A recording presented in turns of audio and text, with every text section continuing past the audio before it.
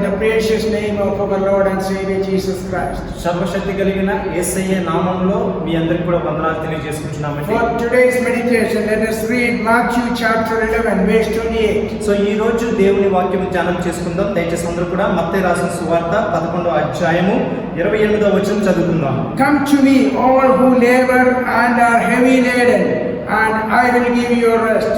ప్రయాసపడి భారం మోసుకొనుచున్న సమస్త జనులారా నా యొద్దకు రండి, నేను మీకు విశ్రాంతిని కలుగజేసేదను. Who said this?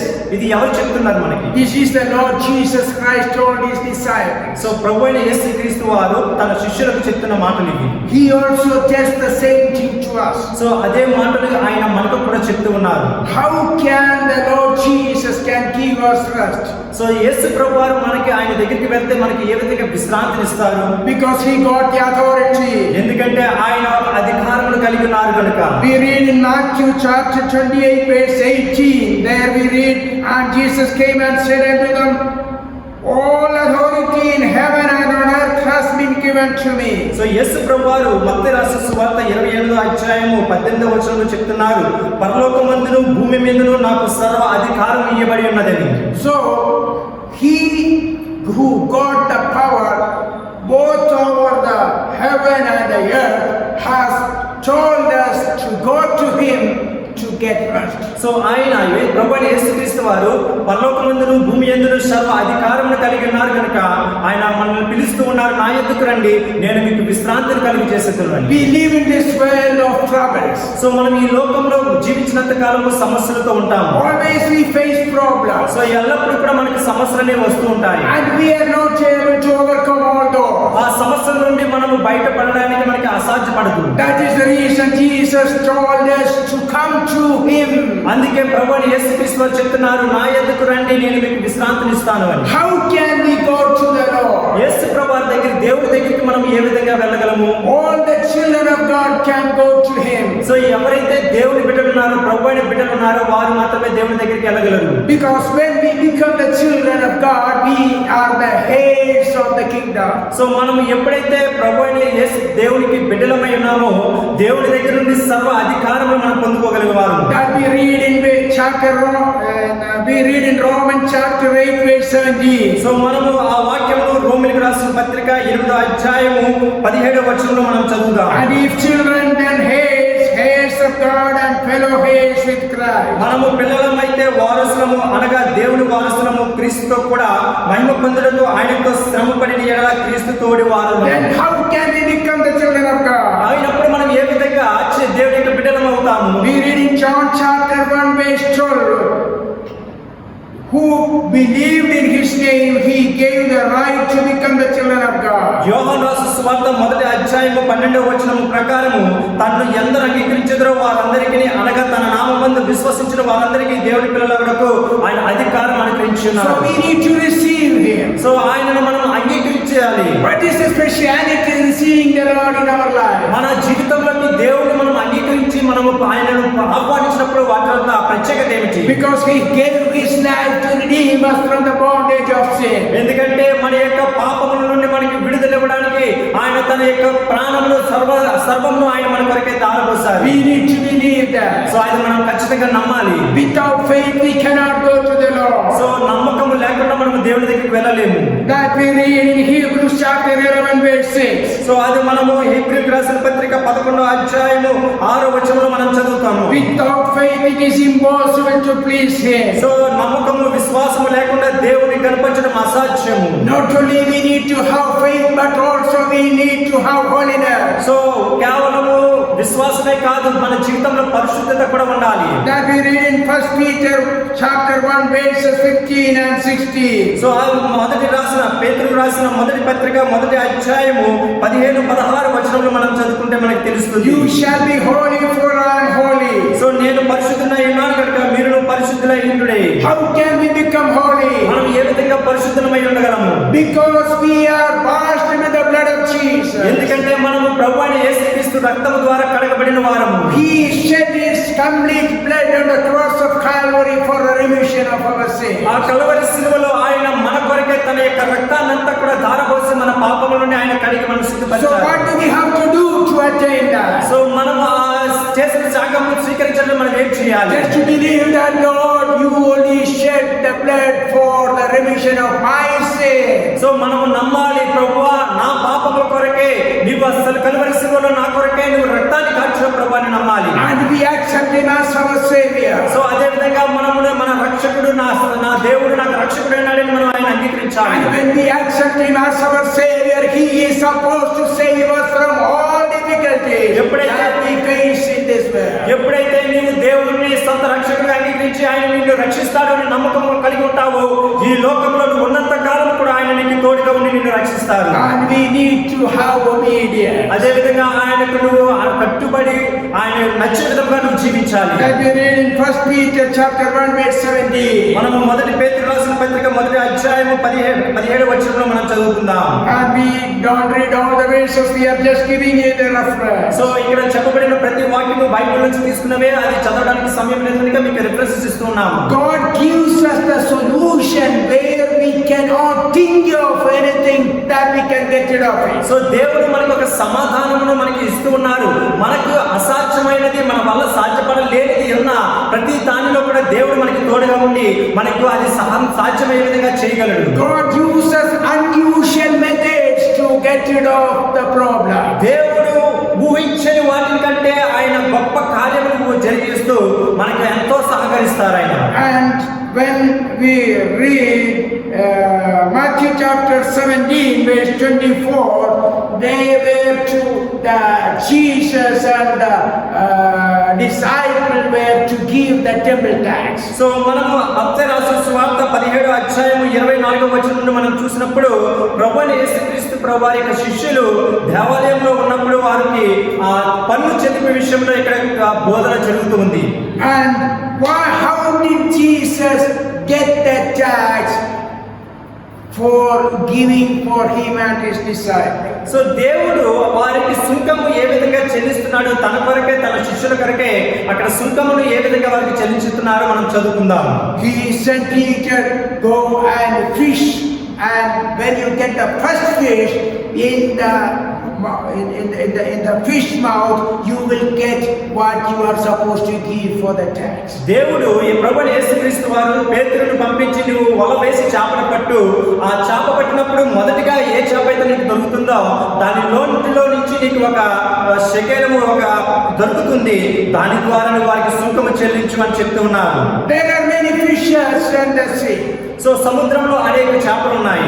And the first fish when Peter catches it, Jesus said, in that particular fish there would be the tax money. So Yesu ప్రభు వారు శిష్యులకి పేతురుకి ఈ విధంగా చెప్తున్నారు, నీవు వెళ్ళి గాలము వేయము, ఆ గాలములో నీకు దొరికిన మొదటి చేప నోటిలో నీకు శకెము ఉంటుంది, ఆ శకెము ద్వారా ఈ సుంకము పన్నును చెల్లించు అని. We read in Matthew chapter 17 verse 27 we read, go to the sea and cast a hook and take the first fish that comes up, and when you open its mouth you will find a shekel.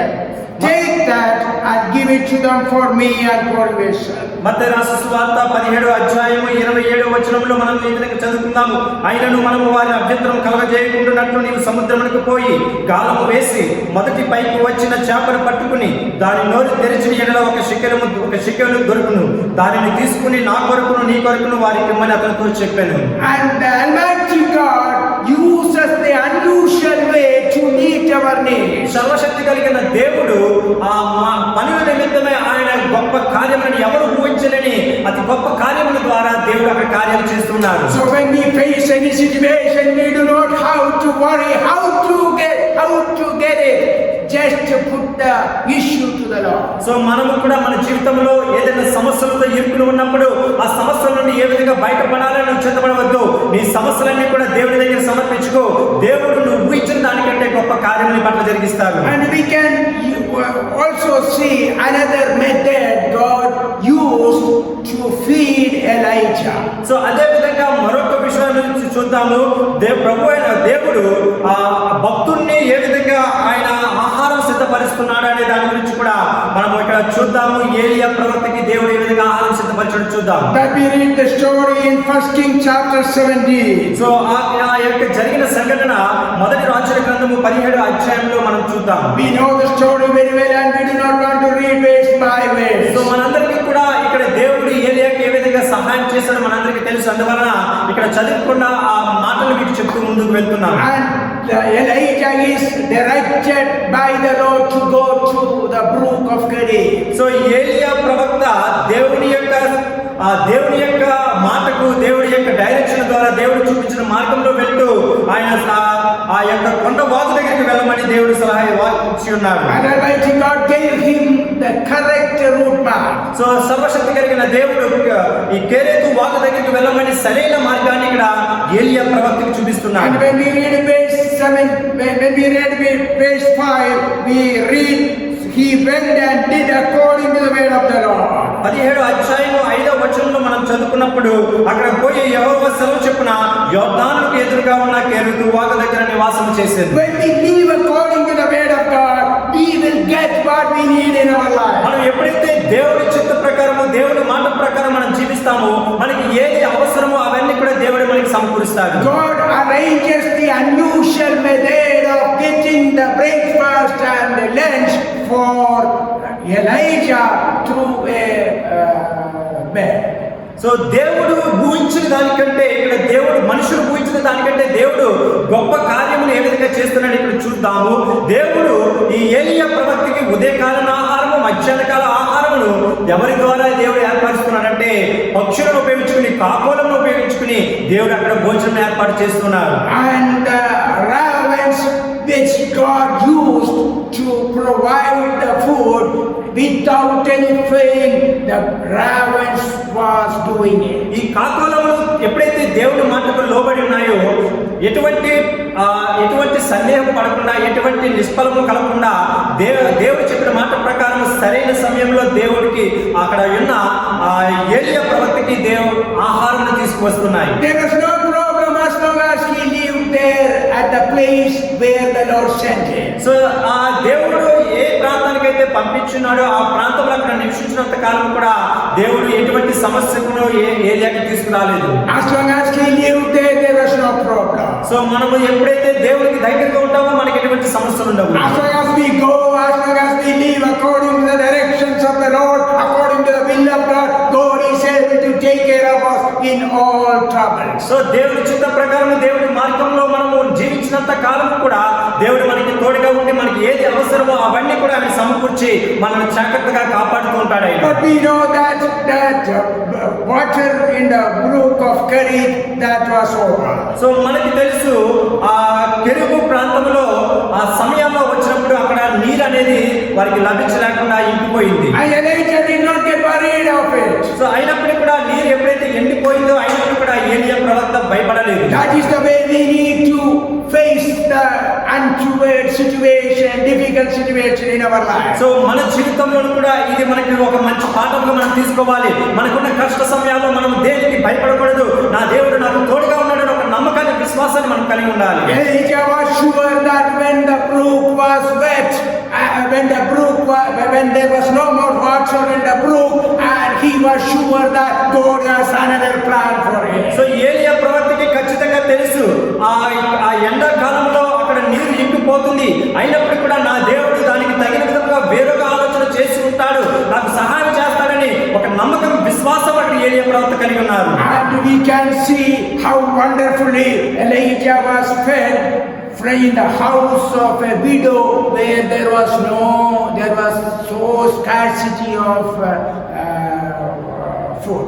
So మనము దాని తర్వాత ఏమైనా దేవుడు ఏ విధంగా సహాయం చేశాడో మనందరికీ తెలుసు. ఆ సమయం నుండి దేవుడు ఒక విధవరాలి దగ్గరికి పంపించి వారి ఇంటిలో ఆహారం లేకపోయినప్పటికీ కూడా దేవుడు అక్కడ ఆహారాన్ని ఏ విధంగా సమకూర్చున్నాడో మనందరికీ తెలుసు. So we do not have to worry about the situation we are facing in this world. So మన జీవితంలో ఈ లోకంలో ఏ సమస్యలు ఎదురైనా సరే వాటి నుండి మనం భయపడవలసిన అవసరం లేదు. దేవుడు మనకి తోడుగా ఉంటాడు.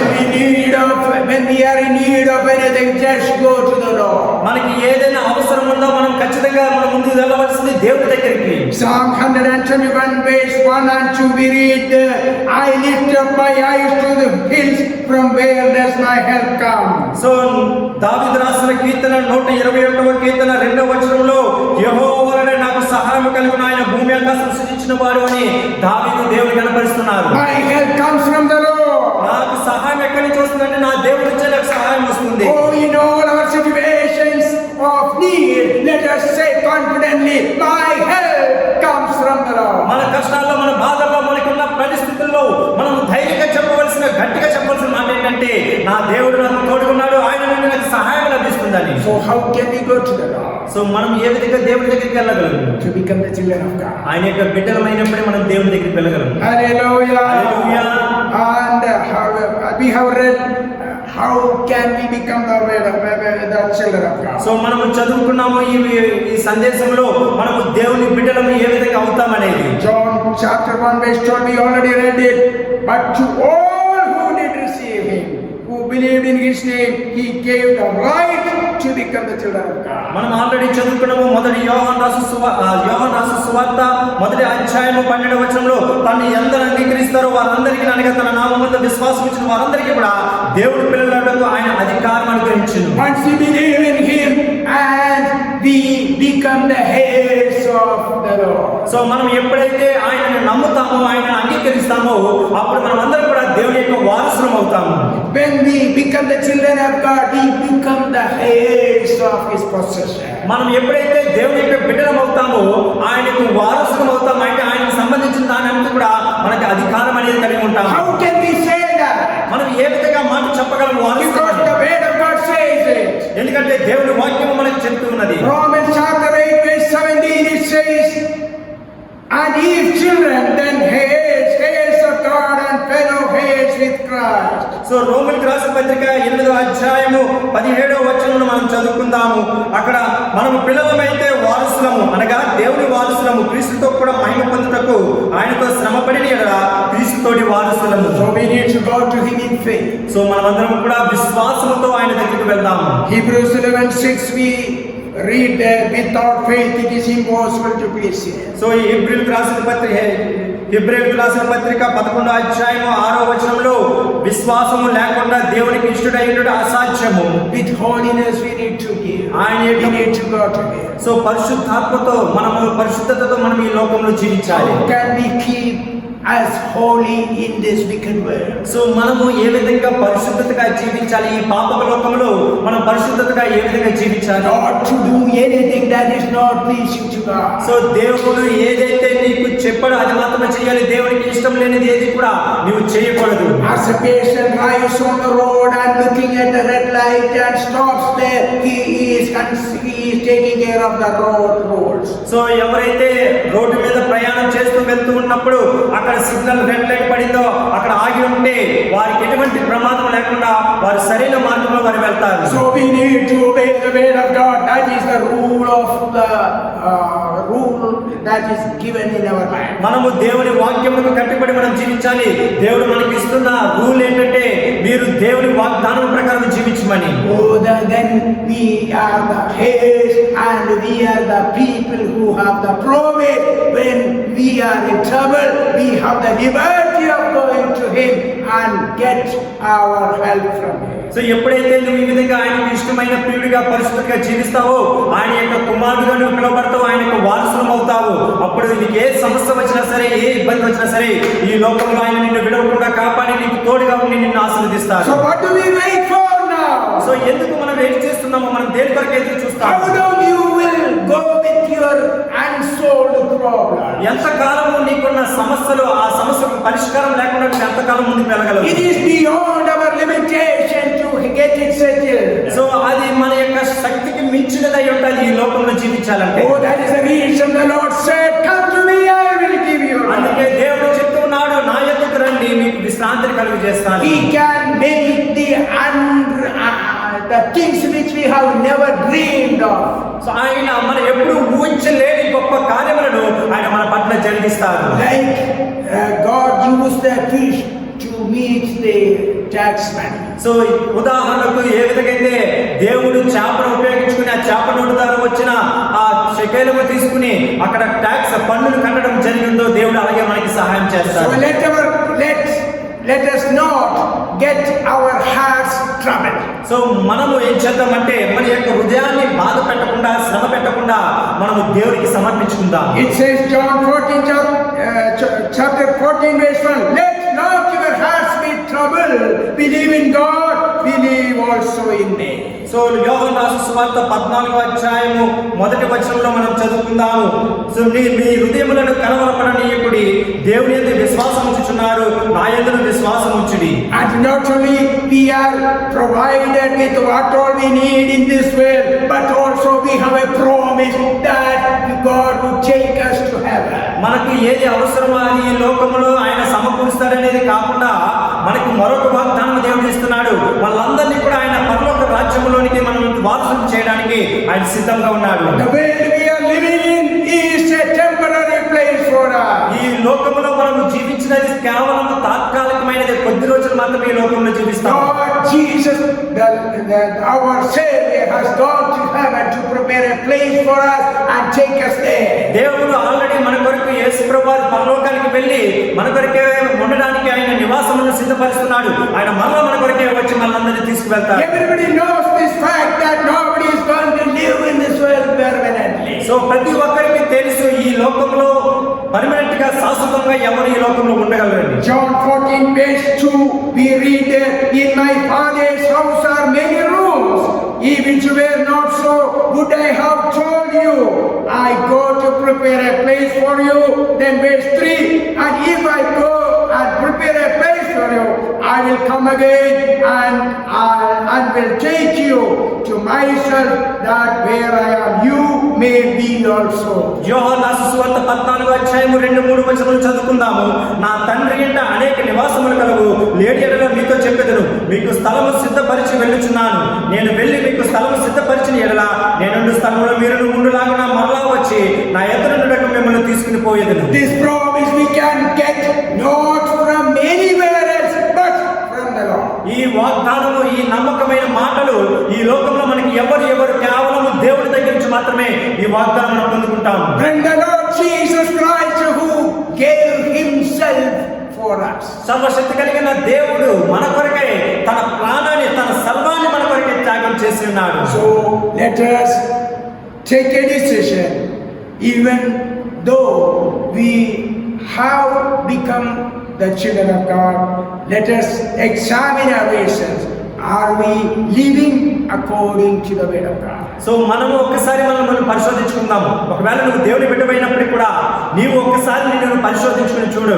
నీవు దేవునికి ఇష్టమైన బిడ్డగా నువ్వు జీవిస్తున్నావా లేదా లోకంలో నువ్వు జీవిస్తున్నావా అనేది ఒక్కసారి మనం పరిశోధించుకుందాం. If we have committed something knowingly or unknowingly, our God is faithful to forgive it. So నీవు ఒకవేళ తెలిసి ఉన్నప్పటికీ తెలియనప్పటికీ కూడా ఏదైనా పాపం చేసుకున్నట్లయితే మన దేవుడు క్షమించే దేవుడు, ఆయన నీ పాపమును క్షమించడానికి సిద్ధంగా ఉన్నాడు. So we are going to conclude the same ways that we read in the beginning. So మనమందరం కూడా ఈ వాక్యములను ముగించుకుందాం. మనం మొదటిగా ఏ వాక్యం చదువుకున్నామో అదే వాక్యం చదువుకుని మనం ముగించుకుందాం. Matthew 28, come to me all who labor and are heavy laden, and I will give you rest. So మత్తయి రాసిన సువార్త 11వ అధ్యాయం 28వ వచనము, ప్రయాసపడి భారము మోసుకొనుచున్న సమస్త జనులారా నా యొద్దకు రండి, నేను మీకు విశ్రాంతిని కలుగచేయుదును. So not to be restless. So విశ్రాంతి లేకుండా ఉన్నవారందరూ కూడా Restless because we are missing the rest that is promised by God. So మనకు విశ్రాంతి అనేది మనకి దొరకడం లేదు, కానీ మన దేవుడు వాగ్దానం ఇస్తున్నాడు, మనకందరికి విశ్రాంతిని ఇస్తాను అని. He has promised to give us rest not only in this way but also in heaven. ఆయన మనకి వాగ్దానం ఇస్తున్నాడు, నీకు విశ్రాంతి ఈ లోకంలోనే కాదు పరలోకంలోనూ కూడా ఆయన విశ్రాంతి ఇవ్వడానికి సిద్ధంగా ఉన్నాడు. You might be thinking or you might be worried for certain things that are making you hurtful, that are making you restless. Jesus the Lord says, I will give you rest. ఒకవేళ నీవు నీ హృదయంలో కలవరపడుతూ ఉండవచ్చు, అది నిన్ను బాధపరిచి నీకు విశ్రాంతిని కలుగ చేయకుండా నీకు నెమ్మది కలుగ చేయకుండా ఉండవచ్చు. కానీ దేవుడు, సర్వశక్తి కలిగిన దేవుడు వాగ్దానం ఇస్తున్నాడు, నా ఎందుకు రండి, ఈ భారం నా మీద పోయింది, నేను మీకు విశ్రాంతిని కలుగ చేస్తాను. So let us go to him and be with him and share with him what all we are suffering here and get the solution from him. So మనమందరం కూడా ఆయన దగ్గరికి వెళ్తాము. మనం దేని కొరకైతే బాధపడుతున్నామో, దేని కొరకైతే చింతిస్తున్నామో, ఇదంతా కూడా దేవుడి దగ్గర మోపుదాము. ఖచ్చితంగా ఆయన మనందరికీ కూడా విశ్రాంతిని కలుగజేస్తారు. God may bless us with this way. దేవుడి మాటల ద్వారా అందరినీ ఆశీర్వదించును గాక. Thank you. ఆమేన్.